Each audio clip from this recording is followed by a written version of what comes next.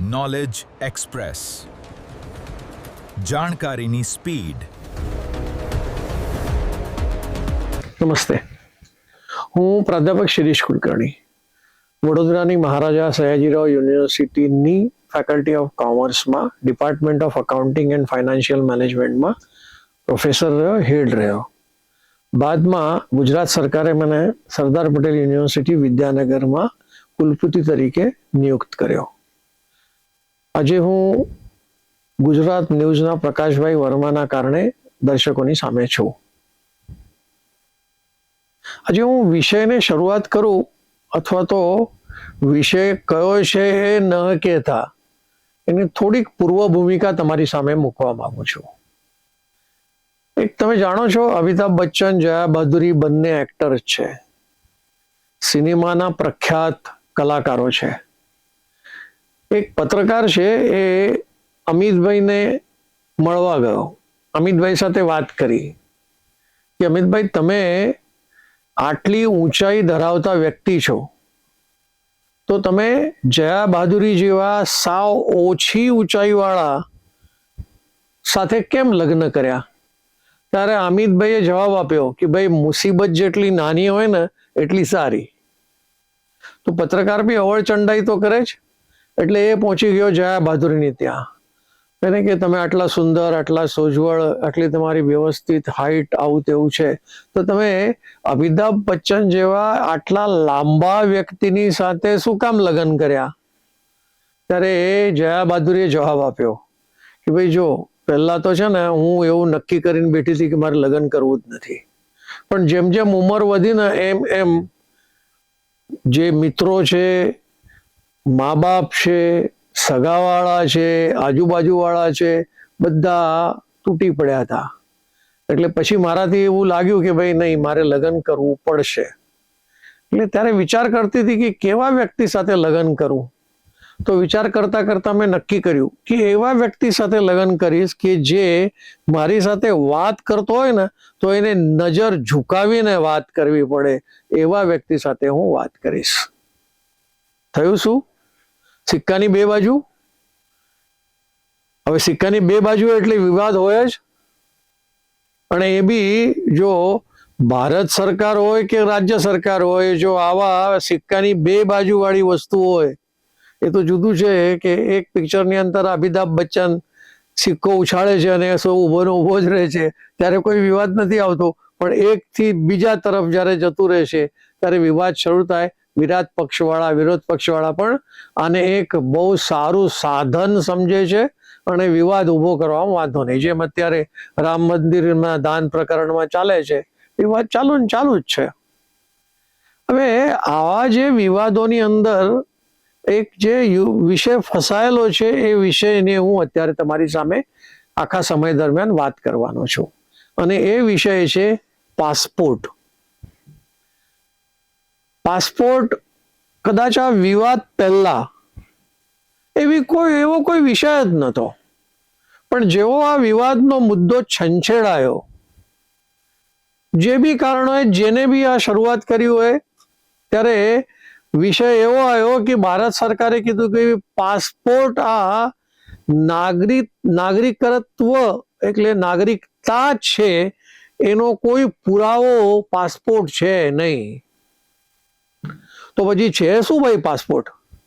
તો સરકાર તો ફક્ત એટલું જ કહે છે કે પાસપોર્ટ એક વિદેશ પ્રવાસ જવાનો એક ડોક્યુમેન્ટ છે, દસ્તાવેજ છે. વિદેશ જાઓ, વિદેશથી પાછા આવો, એટલા પૂરતો જ પાસપોર્ટ છે. બાકી નાગરિકતાને અને પાસપોર્ટને કોઈ સંબંધ છે જ નહીં. વિવાદ ચાલે જ છે. સુપ્રીમ કોર્ટમાં પહોંચ્યો વિષય, અને સુપ્રીમ કોર્ટમાં ચુકાદો પણ આવ્યો કે ભાઈ હા, સાચી વાત છે, આ તો ખાલી ટ્રાઇવલ ડોક્યુમેન્ટ છે, પ્રવાસનો એક દસ્તાવેજ છે, બાકી એને નાગરિકતાને કઈ લાગે વળગે છે નહીં. પણ આ વિવાદ સુપ્રીમ કોર્ટમાં કઈ પહેલી વખત નથી આવ્યો. એક 1965માં એક વિષયમાં એવો ચુકાદો આવ્યો હતો. એક છે ભાઈ અબ્દુલ કાદિર, એને આંધ્રપ્રદેશમાં એટલે હૈદરાબાદની અંદર 1934માં જન્મ લીધો. 1934માં તો ભારત પાકિસ્તાન જુદું થયું જ નહોતું, એટલે સ્વતંત્રતા પહેલા એનો જન્મ હૈદરાબાદમાં થયો અને પછી ભારત પાકિસ્તાન થયું. એટલે ખબર નહીં કેમ એની ઈચ્છા થઈ એટલે એ 1952માં પાકિસ્તાન જતો રહ્યો અને પાકિસ્તાનમાં ગયા પછી ત્યાં નાગરિક બન્યો અને જ્યારે એ પાછો 1960માં ભારત આવ્યો ત્યારે એને ભારત સરકારને કીધું કે ભાઈ હું જન્મ્યો છું હૈદરાબાદ, હવે તમે મને અહીંયા રહેવા માટેની પરવાનગી આપો. વિષય એ છે કે એને પાસપોર્ટ મેળવી લીધો પાકિસ્તાનનો, એ પાસપોર્ટ પરથી વિઝા મેળવ્યો અને વિઝાના આધાર પર એ ભારતમાં આવ્યો અને પછી કહે છે કે મને તમે અહીંયા રહેવાની પરવાનગી આપો, હું કાયમ અહીંયા રહેવા માંગુ છું. સ્વાભાવિક છે, પાકિસ્તાનનો એવું કહેવામાં વાંધો નથી, દરેક નાગરિક ભારતમાં રહેવા માંગે છે. આજકાલ તો પાકિસ્તાન ઓક્યુપાઈડ કાશ્મીરના લોકો તો કહે છે કે અમારે તો પાકિસ્તાન સાથે નહીં પણ ભારત સાથે જોડાઈ જવું છે વગેરે વગેરે. પણ આ ભાઈને ભારતમાં રહેવું હતું. તો પ્રશ્ન આવ્યો એટલે એ કોર્ટમાં ગયો એટલે કોર્ટે કીધું ભાઈ નહીં, તમને અહીંયાથી હવે કાયમી રહેવા માટેની પરવાનગી નહીં મળે કેમ કે તમે ભારતના નાગરિક નથી. પણ શું કામ? તો આ પુરાવો છે કે તમારી પાસે પાસપોર્ટ પાકિસ્તાનનો છે અને પાકિસ્તાનનો પાસપોર્ટ હોવાના કારણે તમે ભારતના નાગરિક થઈ શકતા નથી, એટલે તમારે અહીંયા રહેવું નથી. એટલે એને ડિપોર્ટ કરવામાં આવ્યો.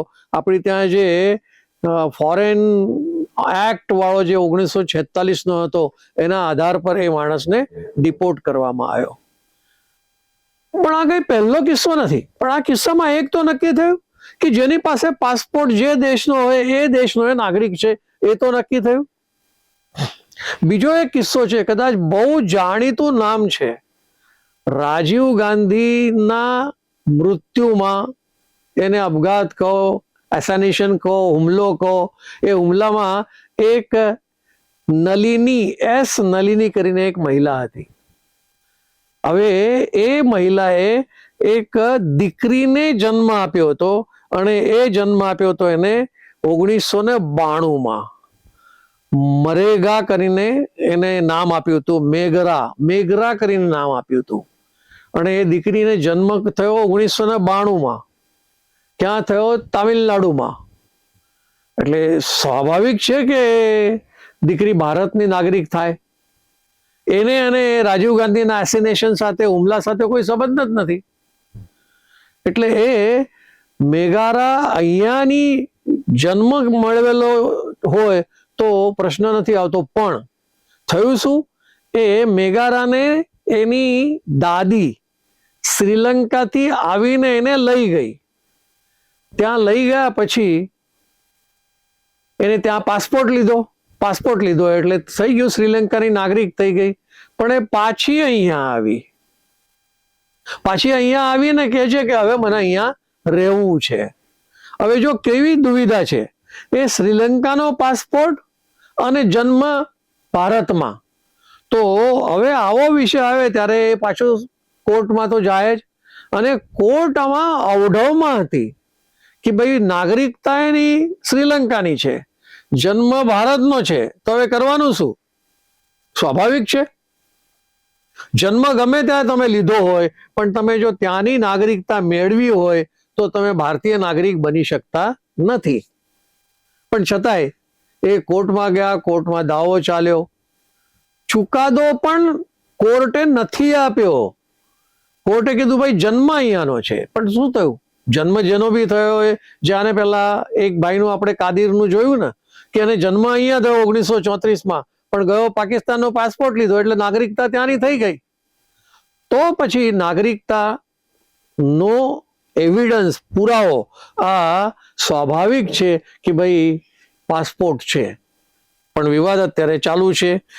વિદેશનો પાસપોર્ટ પ્રાપ્ત કરનાર વ્યક્તિ ભારતીય ગૃહ મંત્રાલય એના જે નિયમો છે 2009ના નિયમોની અસર થાય છે અને એ કહે છે કે ભાઈ હવે તમારું નાગરિકત્વ ભારતમાંથી જતું રહ્યું. બીજો એક વિષય છે, એ છે સિટીઝનશીપ એક્ટ 1955. 1955નો આ એક સિટીઝનશીપ એક્ટ, નાગરિકતા ધારાનો 1955નો છે.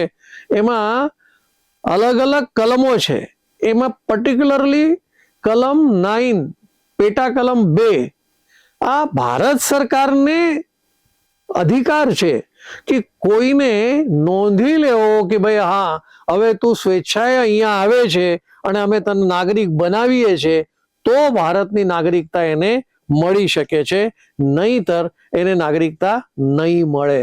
આવી સ્થિતિ તો છે. હવે વિષય એ છે કે ભાઈ પાસપોર્ટ મેન્યુઅલ 2020માં પાછું અપડેટ કરવામાં આવ્યો અને એમાં ભારતીય પાસપોર્ટ એ ન રાખી શકે જો એને વિદેશી પાસપોર્ટ મેળવેલો હોય. એના પ્રમાણે આ કહેવામાં આવ્યું છે.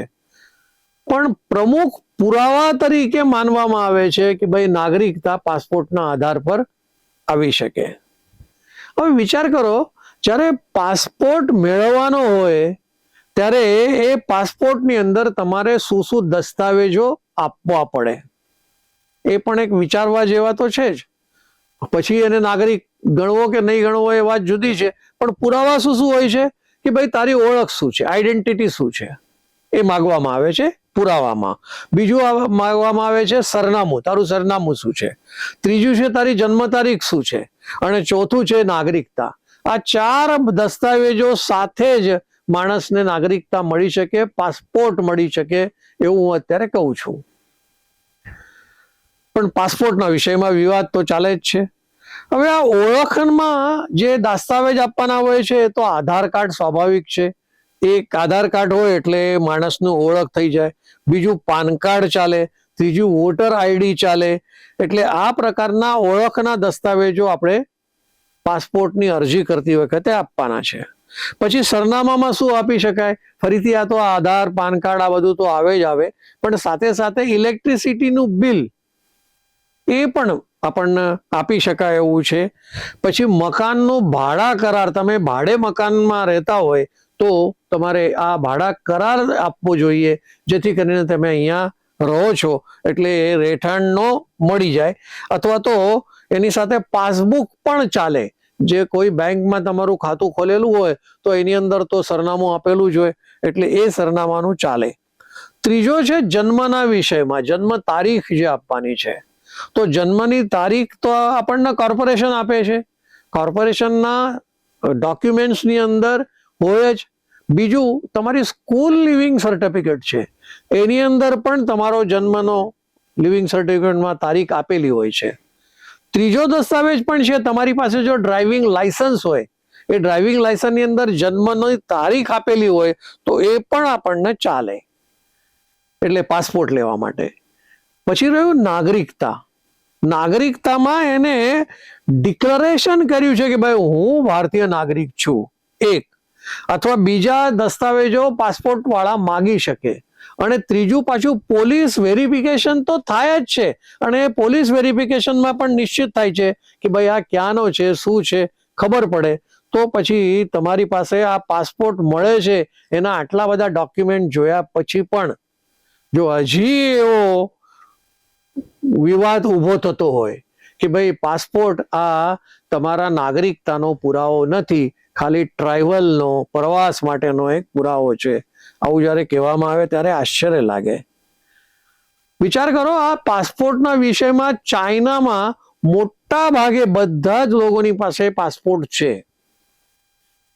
અમેરિકામાં તમે જોશો ને તો અમેરિકાની અંદર 2018માં 180 પાસપોર્ટ હતા, 180 લોકોની પાસે પાસપોર્ટ હતા.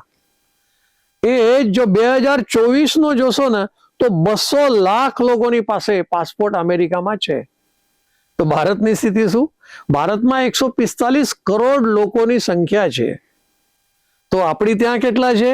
તો 110 લાખ 2018ની અંદર હતા, જે 130 લાખ પાસપોર્ટ ઇસ્યુ થયા, જે 2024ની વાત કરું છું. તો આટલા બધા લોકોની નાગરિકતાનો પ્રશ્ન ચિહ્ન જ્યારે આપણે ઉઠાવતા હોઈએ ત્યારે આશ્ચર્ય લાગે. હવે એક વિદેશ મંત્રાલયના આંકડાઓના આધાર પર હું તમને કહું છું કે ભારતમાં રહેતા 99.98%, એટલે લગભગ તો 100% જેવું થઈ ગયું ને, એટલા બધા લોકોની પાસે આધાર કાર્ડ છે. બીજું, પાન કાર્ડ જેની પાસે છે એવા 56% લોકો છે કે જેમની પાસે પાન કાર્ડ છે. 68% લોકો એવા છે કે જેમની પાસે વોટર આઈડી છે. જો વોટ કોણ આપી શકે? જે ભારતના નાગરિક હોય તે.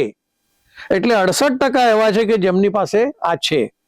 ડ્રાઇવિંગ લાયસન્સ જેની પાસે છે લગભગ 16% લોકો ભારતના છે કે જેમની પાસે ડ્રાઇવિંગ લાયસન્સ છે. તો ભાઈ પાસપોર્ટ કેટલા લોકોની પાસે? તો ભારતમાં કેવળ 7.73%, 7.73% પોપ્યુલેશનની પાસે પાસપોર્ટ છે.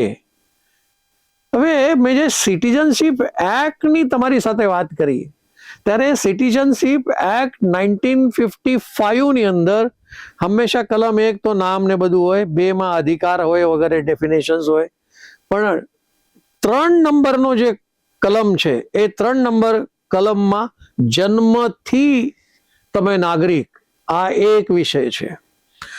બીજો સેક્શન 3 કહે છે કે તમે વંશાવલી તમારા દાદા પરદાદાના સમયથી તમે ભારતીય છો એટલે તમારી નાગરિકતા છે.